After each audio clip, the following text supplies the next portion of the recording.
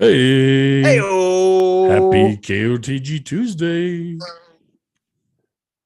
What All is right, I was up, getting kind of fellas? worried there for a minute. Everybody was looking at a black screen in live chat, but we got it Zach up was and going. furiously working, like, what's going on? What's going on? Yeah. How's everybody doing? Great. Welcome. It's Tuesday. Tuesday before the snow. We're supposed to get here in about a day and a half. Oh, yeah? What do you guys predicted for Missouri? Man, the predictions are all over the place depending on where you look, but I think we'll at least get a few inches. Hopefully we get a good amount to where it's worth it, but not too much to where everything's crazy and insane. Yep. I was gonna say, good thing I'm not in Iowa, but he just dropped off too. Hey, I was gonna say, I thought Nate was talking about he's gonna get hit too.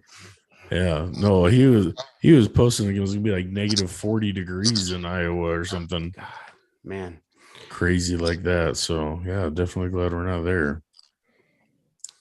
Yeah, somebody was saying that when it's like around zero, it feels colder than it is when it's like in the negatives because of there's no moisture in the air or something to that effect. And I was like, that's interesting. I didn't really think about that, but yeah, it's gonna be bitter cold for sure. It's kind of like in Phoenix. When it gets over 100, it doesn't matter. It could be 110. Right, yeah. It still hurts. So Nate, we were just talking about we're glad we're not in Iowa because it's gonna be negative 40 this week or something. Oh, brutal. Yeah, Friday morning. It's not gonna be fun. So actually, it was funny. I got in my car today to drive home from work, and it popped up saying like winter storm warning starts tomorrow at like 6 p.m. I'm like, oh, that's good 24-hour notice. Yeah, right. But yeah, they're talking. I mean, snow. It's one of those things where it's like it's not a ton of snow, but 9 inches of snow. But they're talking 40 to 50 mile an hour winds, and then the feels like temperature talking right around negative 40. So Jeez. it's not going to be good. Yeah, so we'll see. Gross. Wow. Yeah, we're like, oh, we're gonna get the kids outside to play in the snow. And it's like, man, it might even be too cold to play in the snow. Their lips are gonna be all frozen over and all the snot's gonna dry up or crust on their face. They're gonna be crying. Yeah, we'll give it a shot, but we'll see how it goes. Well, I mean, expectations are low. And I guarantee they won't have school. And I don't know if your guys are out for winter break yet, but they won't have school on Thursday here. It'll definitely be canceled and start Christmas break a little bit early here. So yeah. But all right, guys. Well, what is this? Episode 98, Keep Off the Grass. Welcome everyone. Welcome live chat. Why don't we all get this show rolling? Let's grab a glass and keep off the grass, y'all. I got water because it's a busy week in pharmacy. Madness. So I gotta tell you guys, I've been storing my water bottles outside in the garage. Ooh, that's smart. And this thing's been inside all day long, and it's just there's just a solid chunk of ice in there from being out in the garage. It's crazy. we brought it in. Don't put any of your liquids out there. I know Drunk Lawn Guy posts from his garage quite often, and it's like 3 degrees outside or something like that. So yeah, a lot of your liquids will fall out of suspension and stuff. Yeah, I brought them all in there down here in the basement with me, so we're good there. My garage doesn't ever freeze, even though like it'll be that cold here in a few days. My garage will still stay above freezing because it's attached to the house and everything. Yeah, good insulation, man. Yeah, same with mine. Yeah, and I do have like a little space heater that when it gets like negative, sometimes I'll turn it on and just let it kind of run in there. But gotcha. Well, like Bill said, it's episode 98. And we have an amazing guest on with us tonight. It's Dan Lane with HyR BRIX Fertilizer. We're grateful for him coming on tonight and teaching us a little bit about his company and fertilizers and stuff like that. So, Dan, welcome to the show, and feel free to give us a little introduction about yourself and your company. Yeah. Well, thanks a lot for having me on. Always enjoy these and talking with enthusiasts, and whether it's grass or growing corn or soybeans or whatever, it's always a learning experience. There's someone always has a different input on different things, and we can always learn from it. But I'm here in Central Ohio, and I'm a fourth generation farmer. And when I was handed the reins to the farm about 30 years ago, I really didn't know anything about fertilizer. And it was one of those things that really kind of interested me in figuring out what's going on when I use fertilizer and how much should I be using. And we were probably farming, I don't know, 1,500 acres at the time. And, when you spend a couple $100 an acre on fertilizer, it adds up pretty quick. And it's a major expense on farms. And my dad, when he farmed, he just called the local co-op and said, "Hey, I'm planting corn today. Bring me some fertilizer." And he knew a little bit about it, but didn't really take it to the depth I felt that it should have been. So, after I started farming, I'd seen a lot of things going on with the crop I didn't like. Basically the crop running out of energy, fertility, losing its greenness before it's starting to produce the harvest, or the ear corn or the soybeans, and disease setting in on the crop early, and that's never good either. And so I just really pursued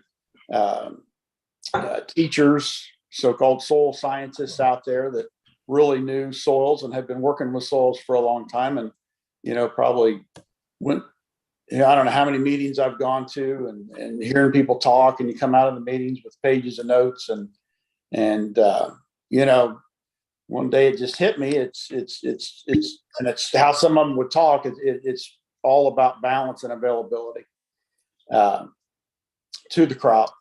And a balance is so key, because there's so many cofactors and relationships that nutrients, micronutrients, and minerals have with one another to work together to get into the plant. And so the really interesting thing that I was doing a lot of soil testing, and tried to go that route. I never pursued the variable rate route. I just never. I'm not a tech guy. I don't really like computers. I still like to, put a plan together and do it manually, more or less. So on the farm, I started strip tilling, band, and fertilizer, and putting a more concentrated band out there. But back to the soil test thing, taking soil tests, they varied so much, and literally would vary within a square foot. And, that to me was just almost an impossible feat to deal with that. Right. Them changing within a square foot, because you can't regulate a spreader, to manage that over, 100-acre field every square foot. So I really took an interest in banding fertilizer and basically placing the fertility under the plant where it needs to be. So banding is, we pull an implement every 30 inches. It tills the soil and injects the fertilizer in by air, blows it into the trench 5-6 inches deep. So you're planting right on top of it. And, learning from everybody, all these teachers and old soil scientists, there has to be that balance, and it has to be available. So, my yield goal was 250 bushel corn. I was basically putting on that amount of fertility to raise that crop. I wasn't utilizing soil tests at all. And just because I literally just thought they were bogus. And how long have you been soil testing now that, once you kind of started doing that, how many seasons, or, have you been doing it for a few years, decades? Yeah. I've been soil testing, for a long, my dad did it. I did it, have done it. I'll do it every once in a while just to kind of watch the soil, but my soils actually have terrible nutrient levels in them, because I'm putting on what the crop needs to remove. Yeah. Right. And so I don't utilize the soil test really at all. I don't depend on it. It's just because there's so many things in the soil, in our clay soils, that a soil test will say it's there, but it's not available to the plant. Sure. And that's pretty critical when trying to raise, the bushels I'm trying to raise, more or less. And, of course, Mother Nature's going to trump that any year. We had a terrible year this year with just 2 huge rain events in July. It's the first time ever that I've had a rain actually hurt my crop. Usually getting rain in July is a great thing, but it was really detrimental. A lot of denitrification on the corn, whatever. So, but that's farming. It's just you get that. I do believe we are definitely having bigger rain events, and the supercells or whatever they call them that you get every once in a while, and washing culverts out of ditches that have been there for 100 years, and it sure makes you scratch your head when you see that. But it is different with corn because you're with grass. We're recycling nutrients. I mean, for the most part, most people are. But corn, you're taking the nutrients out. Yeah. We're removing it. That's right. With the grain, a lot of it goes back. And now with so much has moved now in agriculture to biological activity, feeding microbes. And it's, I've tried a lot of those different things. And, again, Mother Nature can really affect how they work also. If you don't have aeration in the soil, none of that stuff really matters when you're flooded. So what is HyR BRIX, and how did HyR BRIX start? So HyR BRIX, it's named after the BRIX level in a plant. When they talk about using a BRIX meter, when you take the sap out of a plant and you squeeze it and you measure the chlorophyll content, it's basically the sugar content in a prism, and the higher it registers is the higher the BRIX level.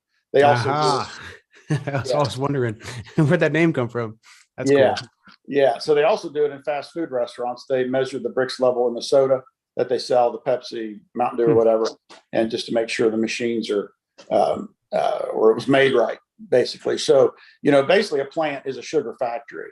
It takes, through photosynthesis, and then it creates the sugars and releases the sugars back out through the roots and feeds the microbiology. And the more sugars we can put out there, and feed the microbes, they're gonna consume more of the organic matter, the fertility we put on, and make it more available to the plant. And so, a balance of fertility is really key for that, especially in a legume crop like a soybean, to be able to make, its own nitrogen from the air, calcium, boron, those types of things are super important. But that's why the balance is so key. A lot of people don't use boron, but we do. It regulates the stomata in the plants, the little trap door that opens and closes and lets the sugars flow through the plant. And, it's a great, it makes nitrogen work better in grass crops also. And it's a negative charged ion, which leaches along with sulfur and calcium and nitrogen, those types of things. So it's something that needs to be put on yearly, and that's what we put on our fertilizer. Our fertilizers have a complete micro pack in it. Let's back it up real quick. Let's back it up real quick. So HyR BRIX, how did it start? Okay. I'm sorry. What is it? And what is it? Like, let's just start. Like, what is HyR BRIX and how did it start? Okay. So basically I put in my own blending plant on my farm and was blending fertilizer, and it was really at our church. I was an usher there, the only farmer in our church, and they invited me to be in a gardening group. And, they were just telling me about all their struggles. They moved in from out of state and had a lot of high clay content soils. Well, I'd been, custom blending just for neighbors and stuff, making fertilizers for them. So I brought fertilizer to the growing group, and they started using it, and it totally changed their garden situation, where they couldn't raise stuff. They were raising stuff, through really detrimental weather. The bean or the garden might go kind of dormant and it would come back, and it just totally resilient to whatever Mother Nature threw at them. So there was a guy there that, after about 3 years of using the product, he says, you really should market this product because we're all in the same boat. Even if we take a soil test, we don't know what to do with it. We don't know how to put the puzzle together, what ratios we put on of different things to duplicate what you've made in this product. And so we got into it's called Berlin Seeds. It's in Millersburg, Ohio. It's a big Amish community. And they had at the time the largest catalog distribution of like 140,000 catalogs across the United States. And so the fellow, he was an Amish guy, and he liked the name of the product right off the bat because he was a soils guy, knew what BRIX meant. And so we got into his catalog, and it grew rapidly with him. And we went to a couple more distributors. It was kind of a slow grind back in around 2010. And so now we've had, I think, 7 distributors. We're in 35 states with the product. And so that's how it started. Was so are you the founder? Are you the founder of it, or the owner? Yeah. Yes, I am. I created it, and me and my wife have more or less built it. I couldn't have done it without her. She's just amazing on marketing and can sit in front of a computer and did all the design work. She went and got her design, not a degree, but took classes in it and put all of our marketing stuff together and all the artwork and different things like that. So she's that's awesome. I'm just a farmer, I created and I'm sure a lot of people come out with a lot of things that could do very well on the market, but if you don't have somebody that I guess pushes you or really knows how to well, the marketing part obviously is huge for us, Oh yeah. And naturally we made a lot of mistakes. It's been a huge learning process for us, but we've seen a lot of growth. We've had over 25% growth the last 8 years with the product, and people that use it just love it. We've got people in Kentucky, in Tennessee. We a lot of Amish. Probably 95% of our people we work with are Amish. They live off the land, and they know the value of healthy soils because they need it for their health. I mean, they're really into their gardens. And then so I really wasn't pushing a lawn product at all because we're like 10 miles from Scott's headquarters, and they're the marketing geniuses. Marysville, right? Yeah, right in Marysville. So hard to compete with somebody that does the marketing that they do, and most people just buy based on price, because people don't know fertility. They can look at a bag and they don't know what those numbers mean. And, obviously look at the square foot. Wow, this bag covers 15,000 square feet for the same price as this one that covers 5,000 square feet. Sure. But, our product has a lot more in it, obviously. And so did you guys start out more focused on like vegetables and like home garden type stuff when you decided to come to market, or were you, it sounds like you started out selling to fellow farmers, you had the Amish catalog thing going on. When did you guys branch out into like, homeowner type stuff and things that I see now that you guys have on the website, aside from lawns, was that kind of where you started, and then kind of eventually lawn stuff came along the way after that? Yeah, that's really how it happened. So just a few people took our vegetable product, or the pasture fertilizer was one, and people, they would just like the analysis. It was people like you that, or people like on this group that know what those numbers mean, and they just like the number, that had a higher nitrogen content in it, and so they would put it on their lawns. And a lot of it started really down south in the Carolinas, where they saw a big difference in, the drought proofing some of the lawns. It's sand down there. So a lot of the soil amendments, the humates, the gypsum, the soft rock phosphate that we put in some of them really helps hold the nutrients in the sandy soil so they don't leach as fast. It'll keep them there a lot longer. So we've had a pretty good following in the Carolinas with the product, but and also up here, it's amazing when because we're more focused on the soil. We're, as a farmer, I want to, I don't really build my soils, but I try to feed the microbiology, and, that's a whole different element to it. They need a balance of nutrients also.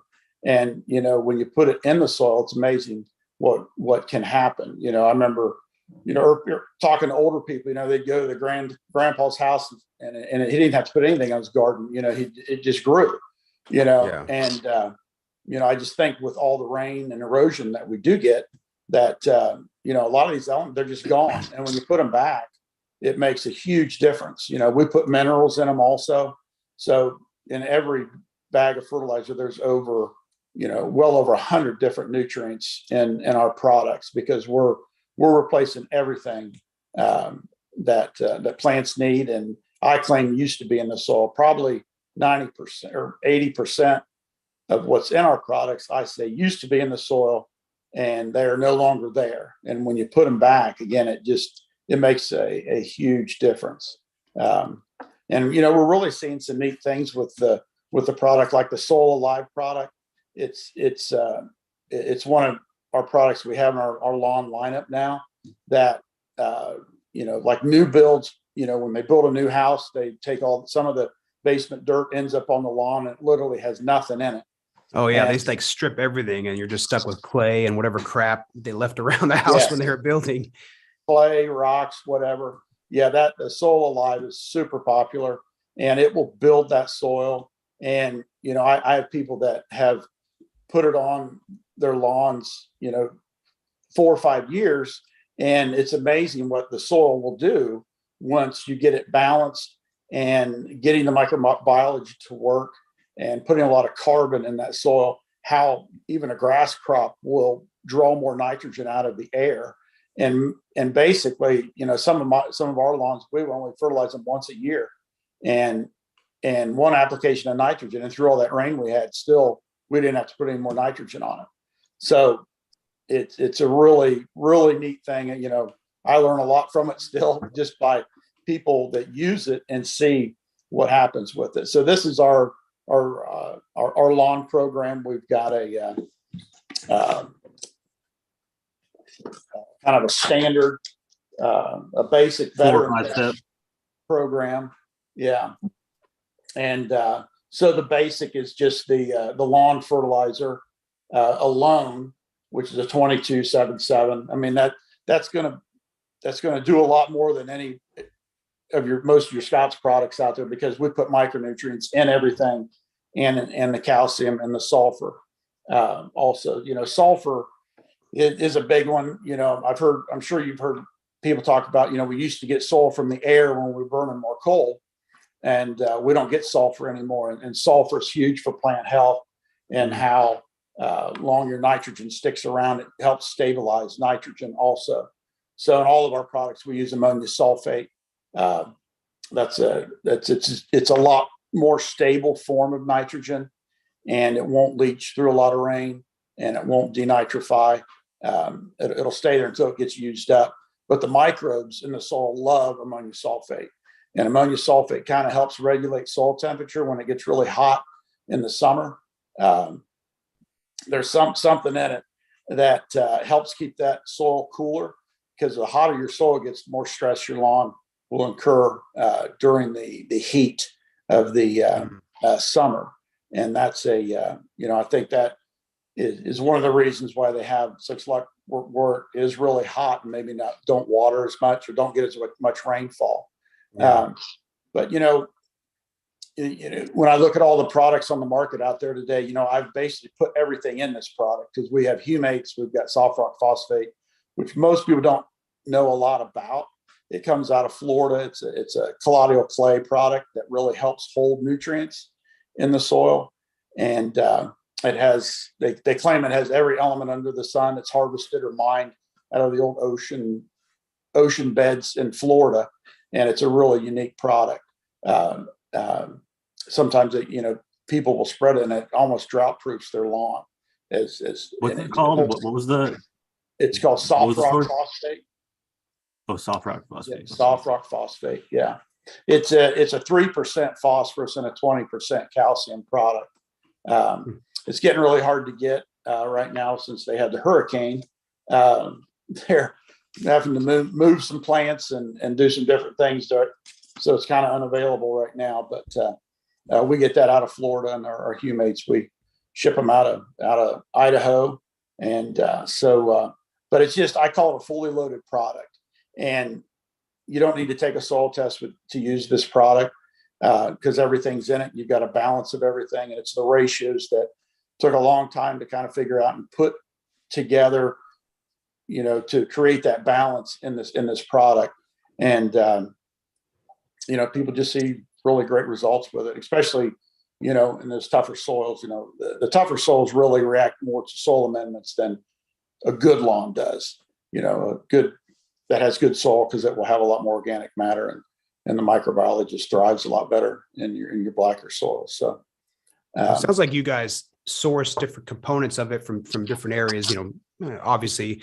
So you guys bring that together. Now, do you guys blend it up yourself at your processing plant, or what's your guys' process for putting it together and kind of making the HyBrix product that you could buy online or whatever? Yeah, it's made on our farm. I have semi-loads of product brought in, and we store them there. We can hold like 500 ton of product on our farm, and with we've got bin space for I think 15 different products that go in, because we have an all organic product also for the organic gardener.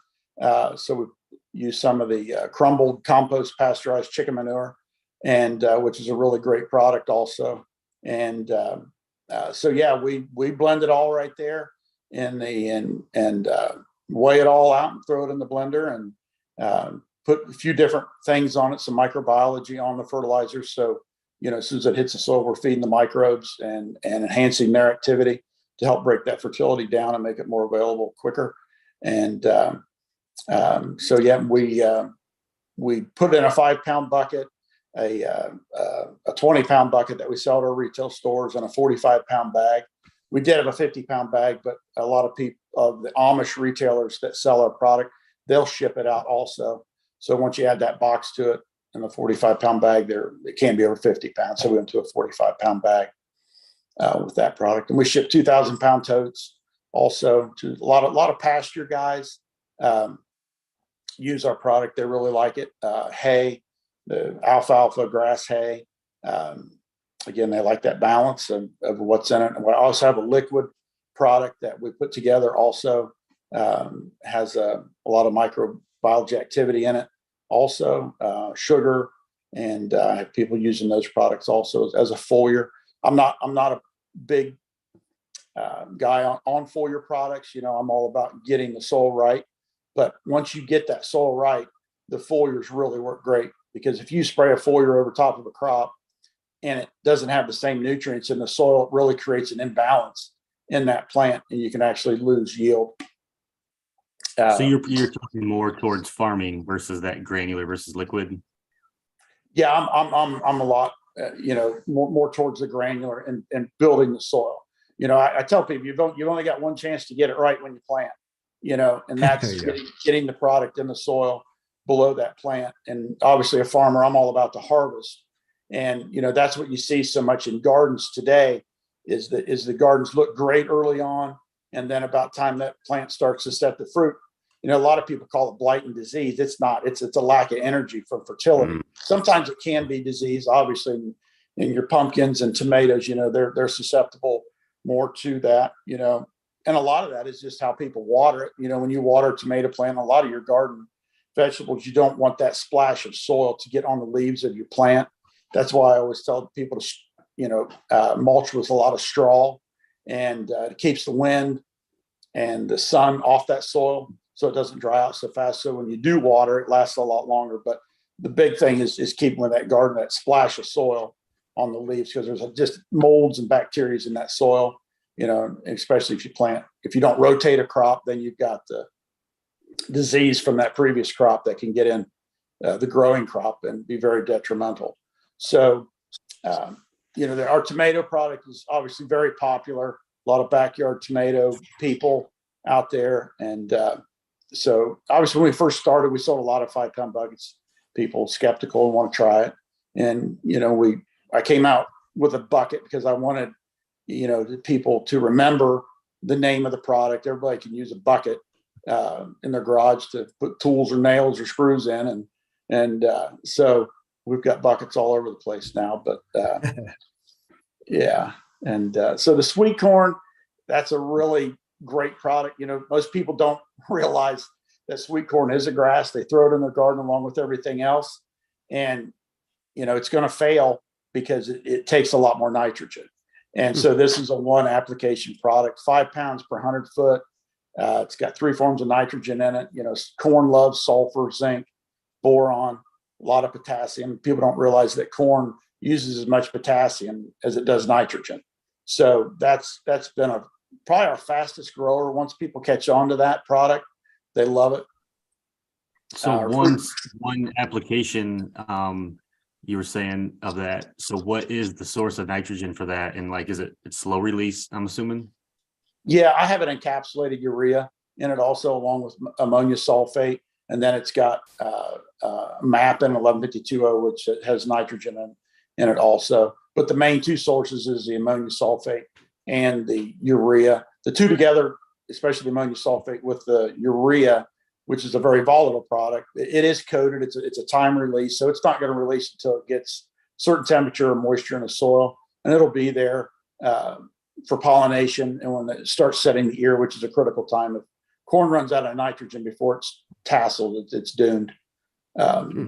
You won't get half the harvest. So you kind of got on our fruit and berry product, which is very popular. We put it on trees, fruit trees. Everything needs that balance of micronutrients and minerals in the soil. So we'll put this on in the winter, late fall, early winter, early spring, on trees, any kind of fruiting berry, blueberries, blackberries, raspberries, strawberries.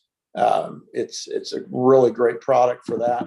Again, a lot of micronutrients. All of my products, I'm a huge believer in calcium. Also, calcium is the king of nutrients. A plant will uptake more calcium in weight and volume than any other element in the soil. So calcium is huge. I don't even really look at the pH of my soil. I just put calcium in there because calcium regulates the pH of your soil. So as long as you have adequate calcium there, I don't even bother with the pH. It doesn't matter. It doesn't matter to me. Hydrogen. Does it act like a buffer or something when it interacts or with the ions or something? Or is that?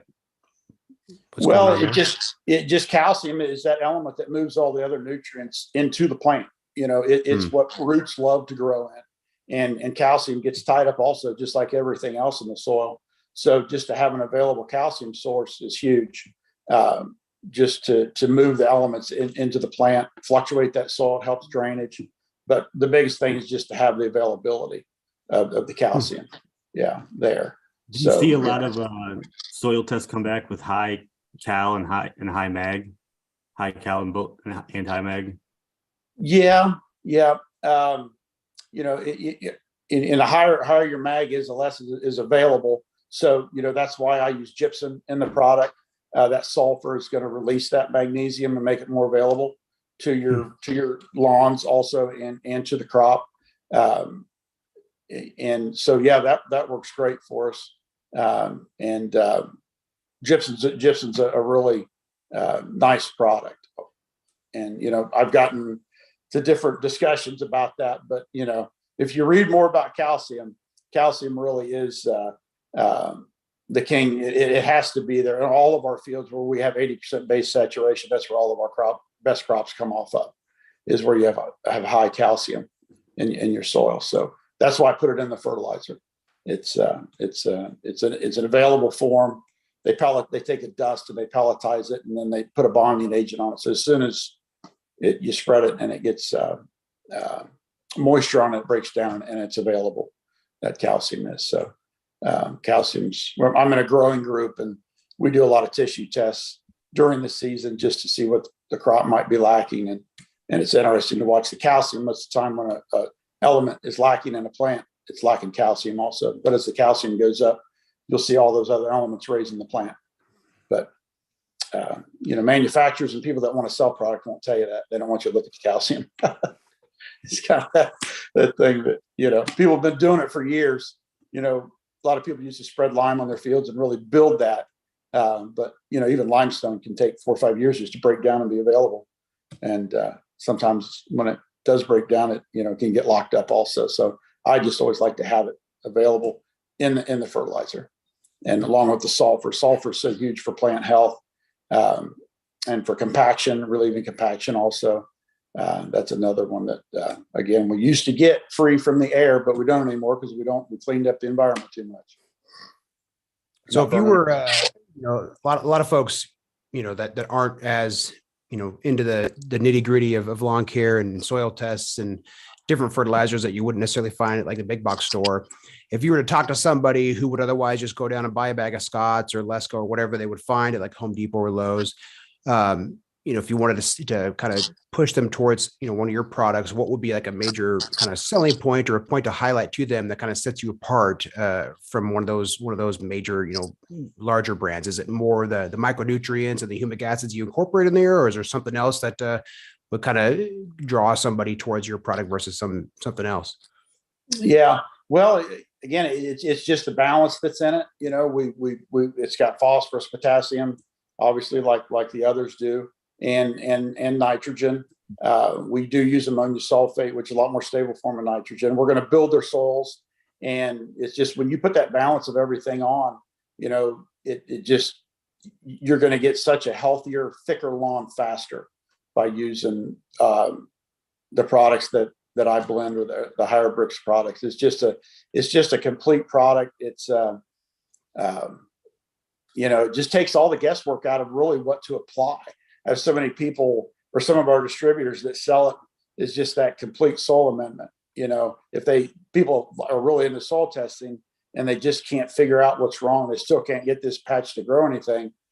I have a distributor that just says, use the vegetable product, use the Soil Alive, put that on there. And it's just amazing what it will do to bring that soil back around. I've worked with food plot guys, deer hunters, and, give them a bag. I'll tell them, put this in your toughest dirt.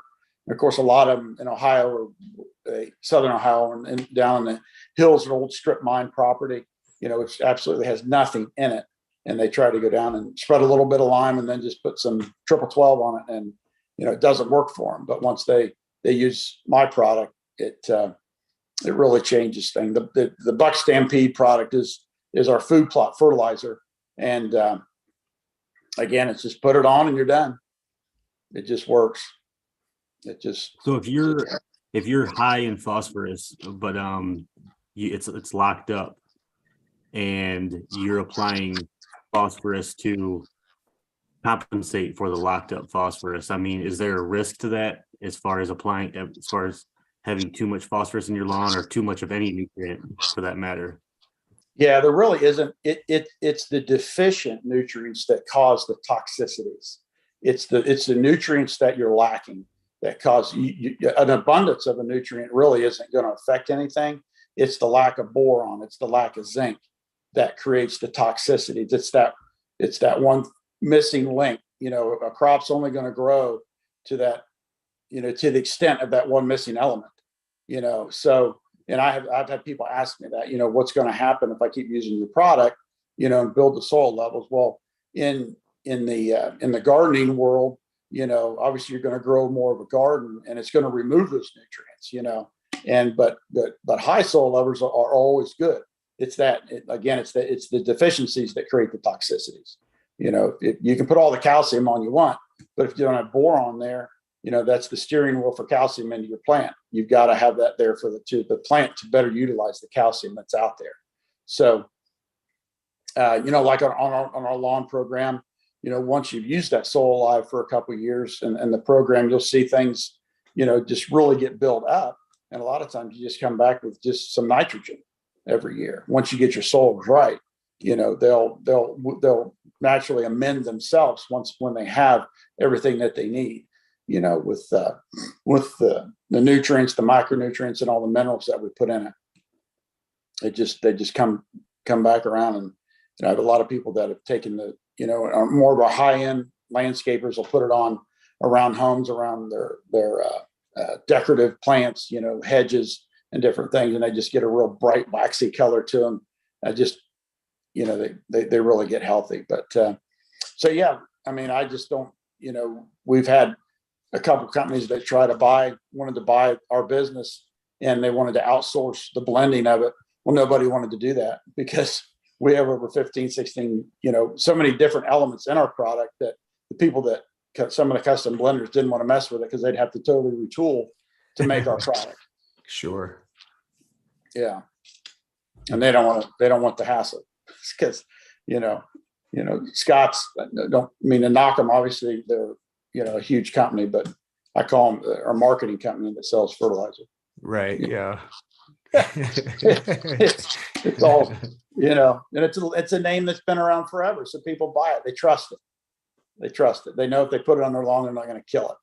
And but I have a lot of people that have started to use the product. It's funny. And, they'll use my product for a couple of years. And then, I don't know what, I think it's the internet's done it. There's always something better out there.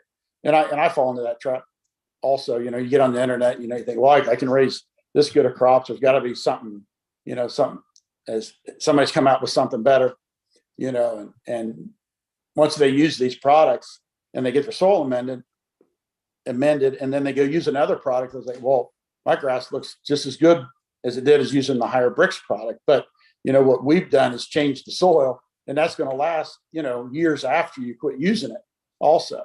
So it's what kind of an improvement in your from year to year since you started using this kind of formulation that you guys have kind of developed with your own crops? Have you seen, is there like a percentage of yield increase, or have you kind of tracked to see how much improvement you've had on a typical year, right? Some years like this year, crops don't do so well, but on a normal year, what kind of an improvement would you say you saw since kind of doing, going down this path with your own blending, the fertilizer and that sort of thing? Yeah. So my corn yields, I was pretty much stuck at around that 175 bushel. And so since I've started doing it, I've seen 300 bushel corn. I've seen 360 bushel corn. So my corn yields have really improved. Soybeans, probably 10 to 15 bushel, because I farm. If you ever drive by my place, once I tell you how I farm, you'll definitely recognize where I'm at. I do the interplant where I plant 8 rows of corn and 30 feet of soybeans all across my farm. 1,800 acres I do that on. And people wonder why I do it. It's all about the corn. The outside rows of corn capturing more sunlight, and that outside rows of corn can yield a third more than the inside rows of corn. And it gets more aeration through it, you get less disease. Corn grows at night. And so the more heat you can get out of that canopy of corn, the corn is less stressed, and it equates to more yield. A lot of people the last few years have had the vomitoxin in the corn from we get late rains, and the corn ear stays upright and the water gets down in the husk and starts basically rotting the kernels, and it gets a vomitoxin in it. And with more airflow, my corn dries out and quicker. But I've seen a huge yield increase doing that process. So, I always like to tinker with stuff. I kind of make my springs hell on myself because I do so many different things and try to, always kind of pushing the limits of what I can produce, but you learn from that. You learn from it. And that's what I try to do every year, try to improve what I'm doing and try to improve the fertilizers that we sell. And, luckily we haven't changed it a whole lot just because, from the start, I knew that it's all about balance and availability and having everything there in one package. So, and that's what people like, some of them don't believe that it can be that easy, to just put one product on and get the results you do. But, the proof is, working with the people that we work with, and continuing that 25 and over % growth every year of what we're doing. So which is that's nice that you have the ability to, I guess, experiment, right? You have different, do different things, different areas. I've thought about that in my own yard, my lawn, is, let's try this product on like half my grass and do something else in the other half. But I'm always nervous, like, well, what if it's going to look weird? Is one's going to do better than the other, and it's no, I'm just going to put it all in the whole lawn. It's very hard for me to like section off one little section, like let's just do a test plot. So kudos to guys that can kind of that have that willpower to set something aside to experiment or whatever, or somebody like Olee with a giant yard. You could say this section I'm using this over here, this section I'm using this. You can see that dramatic difference, but I just got, a few thousand square feet. I'm like, all right, I want my yard to look good. I don't really, I don't know. Is it this product I use or not? I don't know. I never really did a side-by-side comparison, but folks that do that, it's kind of cool to see some of the differences. It is. Yeah. And you have to do it. It's hard for me to do it, just to leave a check strip, and take a 50-acre field and not apply it, and I do that obviously. And there's always, it's always a learning experience. And, my farm, we split it up. I've got 25 different fields and different farms we farm, and it's a different application on everything. Just trying different things all the time. And now with the price of fertilizer, you've really got to figure out ways to beat the system, farming and stretch their dollar. Yeah, that's right. Mhm. That's right. So, Hey, Dan, before we jump over to our lawn of the week and the giveaway segment of it, there was a question in the chat from Hawkeye Corvette Boy. Was wanting to know what the SGN or Pril size is of your guys' fertilizer. and most of it's 250. Okay. Yeah, between 200 and 250. We do have some finer stuff in there. Sometimes the humate is it never comes consistent. It's either a 250 or a 3 down to, I don't know what it would be, a 1. Pretty dusty, but we do put a bonding agent on it when we blend it, try to cut the dust on it. And so it flows better and doesn't get all over you, more or less. Yeah. Nice. And while we're talking about KOTG Lawn of the Week, we asked you before we got on here about a giveaway. What product did you want to do the giveaway for tonight? I think the Soil Alive. Soil Alive. It's a great one if somebody has that patch in their lawn they just can't figure out. They can't get something to grow, or a tree. They can put it on trees even, because it has that balance of everything in it. Also, Sweet. And so trees. You could even put it in your garden. Put part of it on your garden. Take a strip of your garden and put half of that on it, and Right. run a little test plot with it. Yeah. Awesome. There you go. Okay, so Right. everybody in the live chat is eligible for this giveaway if you type in the word HyR BRIX. You see it up there on the screen, HyR BRIX. Type that into the chat, and you'll be entered in on the wheel of names to win Soil Alive. And then, Bill, you want to talk about Lawn of the Week? Yeah, we got a special lawn of the week this week, you guys. We figured, we're off next week, so let's do something we haven't done before. So, for those of the uninitiated folks listening to the podcast that haven't heard us talk about lawn of the week before, we do this little weekly contest where if you're posting a picture or a reel on your Instagram, if you use the hashtag KOTG Lawn of the Week, we're all following that hashtag, checking it out each week. Messaging each other pictures that we see. Show us your yard, show us your stripes. Right now, most of us cool season guys aren't really doing much out in the yard, but if you can get creative, put some snow stripes in your yard or something goofy, something funny that kind of stands out. We're keeping it going even through the wintertime. If you're one of the lucky few of the elite group of the KOTG Lawn of the Week Club, you can get your choice of a bag of Pro-Peat fertilizer, anything that you can find on their Home Depot website. I think they're 25-pound bags, whatever NPK ratio you can find on there. Let us know which one you prefer, and we'll get one shipped out to you.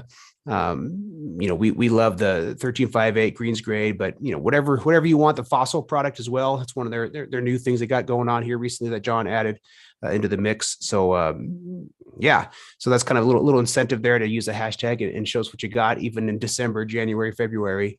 And this week we got 2 winners. Never done this before. We got 2 Lawn of the Week winners. We couldn't come to a decision because they're both fantastic. What? There'll be 2. There'll be 2-time winners. That's true. Introducing two. 2-time winners. Double doubles. Yeah. So this week we got a Lucky Green Stripes, of course, and Bry's Guy Lawn. Hey-o! Bright and blue. Wow. Rushing it with their holiday decorations. We always said get creative for off season, and this is good examples right here. Yeah, these houses put mine to shame. I have not put up Christmas lights this year. We had too much sickness in the house, and it's too damn cold now. So I get to enjoy your guys' Christmas lights, living vicariously through you guys. It's awesome work. I wonder if they can sleep at night with all those lights. Yeah. Keep the neighborhood awake. Put your pillow over your head. Yeah, man. That's real clean, real nice. I like it. It's not tacky. It's just like it's a lot, but it looks really good. It's impressive. I love it. Both of them Lucky from Green, Tennessee. yeah, Lucky Green Stripes just said they're both from Tennessee. That's awesome. What do you know? Was it- Doubles and the same state doubles. So that's a triple double. Refresh my memory. Was Lucky Greens, did his lights change color? Or were they all Yes. Okay, that's what I thought I saw that. That's pretty sweet. That's gotta cost a little extra for the color changing lights. Whew. They'll even run circles around the house. That's awesome. Yeah, congratulations, guys. Oh, this is really cool. We were talking about, if you can't really show off the grass too much, do something different. And this is exactly what we were talking about, man. This is awesome. I love it. So cool to see. But if you notice, both of those guys still have really green grass. This is true. This is true. Right. They're still looking good. They may not Yeah. be mowing, but they look good. Yeah. It's interesting to see Christmas lights and green grass. That's for sure. No, Brian, no. Yeah. But yeah, awesome. Congrats, guys. We'll reach out to you, get your information. Probably already have it saved from last time. Yeah, Figure we'll what just you look back want. through the messages. Yep. Yeah, no, that's really good. Yeah. I like it. Yeah. That's how you get the curb appeal even in the wintertime. Well, that's bright. It's clean. Yeah. I wonder if he has a neighbor across the street who's just like always like throwing his fist in the air, like, "Oh, damn you, turn your lights off." Trying to watch a movie or something. Well, look at how close the house right next to it is. That's true. That's true. Yeah. If they had a window right there or something like that. He better have some blinds up, or Yeah. I'd be walking around naked at night, to be honest. The windows open. Hopefully that's his garage. Yeah, no, this is great. This is a good way to send off the final episode of 2022 Double Winners Christmas Lights. I love it. Man, I'll tell you, go back to that picture of Brad, guys. That top balcony is sick. Yeah, yeah. Like the little fan up there, and I'd be sitting up there just Dang, I Got chilling. didn't notice the that. wreaths in the windows. Yeah, just like sitting up there, just like there's Walk no around chairs up there. naked. Oh yeah. There's no chairs up there, but I'd be sitting up there just, that'd be my perch, right up there, just checking out the Yeah. lawn, checking everything out. That's a good- That's a some great hot place chocolate. to drink a Corona. There you go. Yeah. Nice cold bush light. Tastes good right up there. Corona. But, yeah, that's sweet. Yeah, we'll two be, times. We'll be reaching out to you guys to snag some pics to put up on the page, and we'll get our website updated too. Zach, do you have the red and One or of these sorry, days. yeah, the One of these days. red and green one from Lucky Green? I don't. I think it's on his Instagram. But, What's cool about those lights is they will move around the house, and you can do what they call the Santa sleigh. It'll be like all the lights will be green, and then here comes a red sleigh with like yellow in front and back, and it'll chase all the way around the house. So are those like permanent? Are they year round? They're going to stay Yes. up there year round? Okay. That's actually, Yeah. I figured that'd probably be the case. So you He said can't they're see them called- when it's daylight. No, Be a bitch. I'll putting them send you back a up every picture. year. he sent me a picture. I'll send you a picture. Hold on. See, I like that. You could do like 4th of July lights. You could do St. Patty's Day, Valentine's Day. Yeah. yeah, Get he's some good use out Halloween. of them. He's posted like Halloween, the red, yeah. white, and blues. I know Brian stuff. left his up all year. Yeah, I know. And the sad part is I was missing sections when I turned them on. Some of the bulbs didn't make it throughout the year. And then when I plugged them in, it kept blowing my GFI outlet down the base. My Oh, internet no. was going out. So I figured out they were tied into my outdoor lights. So it was when it was snowing and raining. So I think some got into the outlet lights Mhm. and we're throwing the breaker. So I don't have them on this year. I'm going to just take them down and throw them away. What a waste of a year, huh? Yeah. They that's a don't look bummer. as good. Speaking I remember you posted a picture a while back, and Nate spotted it. Nate busted Yeah. his balls about it. Nate's got Hawkeyes, man. Speaking of Christmas lights, how many of you guys have like a plug-in like up in your like eave spouts and like like underneath your roof. And We you have guys that. Have that? Which is So- it seems really convenient. Yeah. Yeah, like a lot of newer houses are doing that. I know my sister and brother-in-law, they built a house, and that was one thing they did is they put, plugins like around the top of it. And I'm like, man, then you don't have to, an extension cord all the way down Yeah. or whatever it is. Like that's a great idea. So Mhm. if you're building a house and you're It's an gonna easy little hang thing to Christmas add on lights, there. definitely that's something I would highly suggest. Yeah, man, those are barely even noticeable. Mhm. That's awesome. That's really cool. Is it a DIY thing or is it a company that came in and did them? Do you know? Company come in and done them from him. Yeah. They come out and installed them. So that's them like hanging down on that little like rectangular piece, Yep. right? It's like up in the basically like soffit or whatever. almost like a J channel or something that Yeah. matches the soffit. Yeah, that's pretty sweet. Very cool. Might have to look So into that's that. perfect. You don't have to take them down. Or put them like up. you say, every the house can be pink for Valentine's Day and Good. Yeah, it's a little much. Every month. Yeah, he said New he holiday. can sync them up to music too, so that's pretty cool.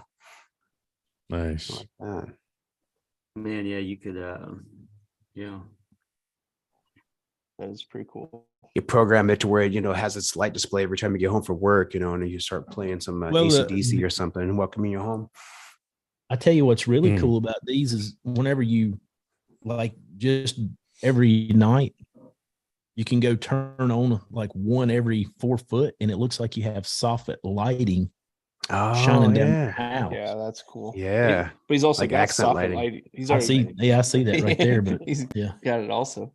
But it's a lot you can do with it because you can program it and change them so many different colors, make them move. Well, it sounds to me like you're getting them very soon. He's done his research. I'm in Before Yeah, right. Valentine's Day. Gonna sell one of his Yeah. drones and lighting. He's gonna have a pink house in February. Yep. Next week's guest. Next week's guest. Wow, is, wow.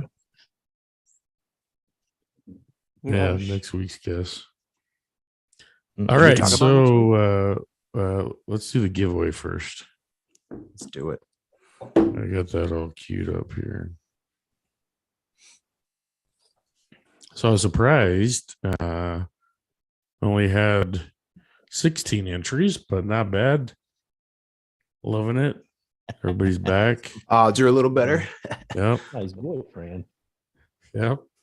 So this is going to be for a bag of Soil Alive by HyR.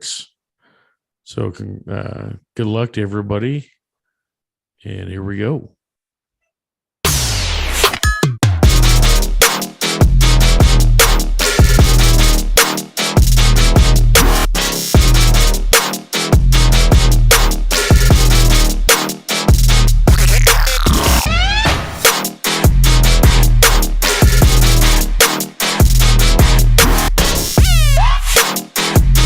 Oh my goodness. Oh, he just got shafted. Natty Lawn. Lit to Natty Lawn.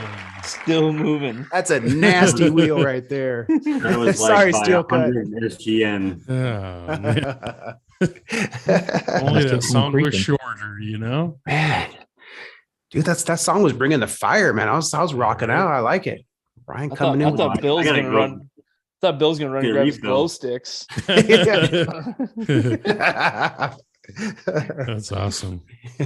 We do have Well, some stocking congrats. stuffers. I'll go get them. Congrats, Natty Lawn. Yeah. Cincinnati. So we'll That'd be cool stuff. I'd be interested to see how that works for you if he does put it on trees or shrubs or something, or some bulbs or flowers or whatever. That'd be cool to see what he thinks next year. Yeah, we'll get that. We'll get your information and we'll get that over to Dan at HyR so they can get that out to you. Still there, Dan? I see you, but camera not on. There you go. There he is. There he is. He was his arms were getting tired holding the phone up, so he had to set it down for a minute and do a little stretching. No, I was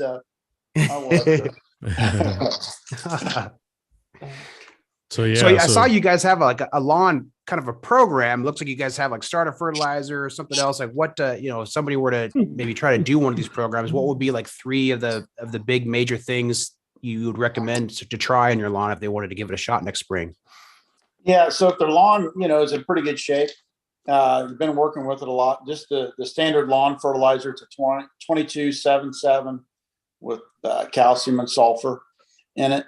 And then that's our basic, more or less. And then you can, if things just aren't quite right and you maybe wanting to or think soil test would help you out a little bit, then you can pass that process up and just put the Soil Alive on, and then the lawn fertilizer also. So that would be like so that fertilizer would be like a spring application that would carry you into kind of the summertime ish, right? And then it would kind of start wearing, it Right. be done, or does it just feed all the way into fall? Yeah, it'll, basically, it'll give you a great start. It has encapsulated urea in it also, so it lasts a long time. And then kind of the soil, you can switch it up if your lawn just doesn't look good at all, and you need to fill in bare spots or whatever. The Soil Alive is going to do that, really thickens it up. So I kind of recommend the Soil Alive first, and then it's going to last. Really dependent on the rainfall when you've got sandy soils or not. I just tell people to visually kind of watch it. If you're getting the rainfall and it still kind of turns obviously a paler shade of green, then just go ahead and apply the lawn fertilizer, the 22-7-7. That works great. That'll usually get you through the whole season. And then if your lawn's really bad, we have our best product where you start with the Soil Alive like that one and then go to the lawn. And then I came out with a HyR finish product. It's based on just a soil amendment. It has a lot of gypsum in it, the micronutrients, and a lot of humate in there. So we're just going to kind of, help release nutrients in the soil, break things down over the fall and the winter to really have an amazing lawn come springtime. The HyR finish is a pretty cool product. Doesn't have a whole lot of nitrogen in it. We put on enough P and K for the season with the lawn and the Soil Alive. So the HyR finish is just that soil amendment, break up a little compaction the mower might have created over the summer with the gypsum and the humate in there, and break some things loose for spring. Nice. That's awesome. So do you guys have anything in the works, branching out to anything different in the coming years, or any kind of R&D you guys working on? Yeah, not really. Most of the stuff, we started with the vegetable fertilizer and the tomato. That was kind of our 2 products. And basically, it's kind of been what people have asked us to do, come out with different things like the fruit and berry was Amish guy, presented me with that because he has so many people coming into his store and looking for something for trees and berries. And so that I created that one. That was kind of his idea. And that's been a big one for us. The fruit and berry has surpassed the tomato fertilizer as far as sales. Still our biggest product, my signature product, I guess, is that vegetable product right there. And, if you buy like a 50-pound bag of it and it's too much for your garden, again, you can put it on your shrubs or your trees and your perennial crops also. It's kind of that all purpose. It says vegetable, but, as long as it's been out, people use it on everything. I have people they'll buy it, put it on their lawn. There's a lot of little mom and pop Amish stores we have scattered across the countryside. Some of them just carry the Soil Alive or the vegetable product. And so people might go there to get, maybe the lawn. And, I just tell them, just sell them the Soil Alive, and they're going to get, a great response from that product also. And it lasts a long time. Just having the different forms of nitrogen, and it doesn't have the encapsulated urea in it, but it has a lot of ammonium sulfate that will stick around a long time. So, that's probably the biggest challenge we run into. Somebody wants a product and they'll find, you go on our website, put the store locator in and put your area code in, and you can find what store's closest to you. Of course, we ship a lot of product out here from from Sunbury, Ohio, also. So we ship to California. It's amazing once people get onto it. Colorado's got some really tough soils. When we used to do a lot of soil testing, it's just all rock. There's not much out there. So people get pretty excited when they can start growing things in areas they haven't been able to grow before. So before we wrap up, where, aside from going to the site and punching in your zip code, do you guys have can you get stuff shipped from your guys' website as well? If you wanted to order a bag online and have it shipped, is that what do you guys do that as well? Yep, we sure do. Yeah. Okay. Yep. Awesome. Yeah.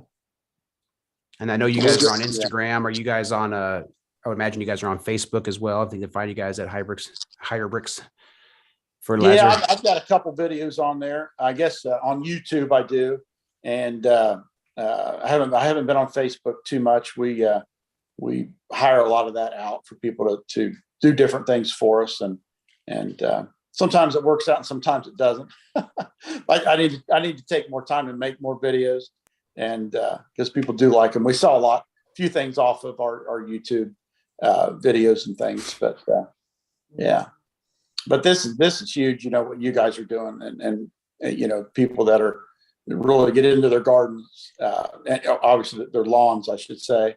So we've had a couple of guys have, started different channels with our product, or, using our product, and it's really helped our business for sure. Now, if folks had a question for you guys and wanted to reach out, what would be the best way to get in touch with you guys to, ask something about, one of your products? Would it be send you guys a message on Facebook or on Instagram, or email you guys, or what would be the best way? Yeah, you can email or call the office here in Sunbury. And we've I talk to a lot of people. I'm in the office sometimes. They can leave a message and I can call them back also. And we'll do that. But yeah, on our website, all of our contact information is there, and give us a shout. And if you, Abigail in the office, she does great for us. She's been there a couple of years, but some of the more in-depth questions, she points people to me, and I'll give you a shout back. Not a problem. The man himself. Awesome. Yeah. Awesome. Yeah. Well, thank you, Dan. We appreciate you coming on and telling us a little bit about your company, a little about your products. This is really cool. And it's definitely something different than probably what most folks have seen, going to the stores and stuff. It's cool to get folks on here that have different products that you wouldn't necessarily find at the big box stores. Something to try different. Yeah. Yeah. Well, I sure appreciate you having me on, and wish you guys the best of luck and have an awesome holiday season, and Merry Christmas. Thank you. Merry Christmas to you. Yeah. And Merry Christmas to our live chat. Thank you guys for showing up again tonight and tuning in. As you know, we'll be off next week so we can enjoy this week with our families and friends and loved ones. So we hope you guys do the same, but we will be back in 2 weeks, which will be January 3rd. And we've got another guest lined up. Zach? We have Endurant Turf Paint coming on. Endurant Turf Paint. In case you want to paint your grass over the winter time. Especially warm season people. Mm-hmm. That'll be cool. All right. Thank you, All right, guys. y'all. Merry Christmas. Love Happy you. New Year, everybody. Merry Happy Christmas. Hanukkah. Shalom. Whatever you say. Thanks for tuning in tonight, everybody. Peace. See you next week.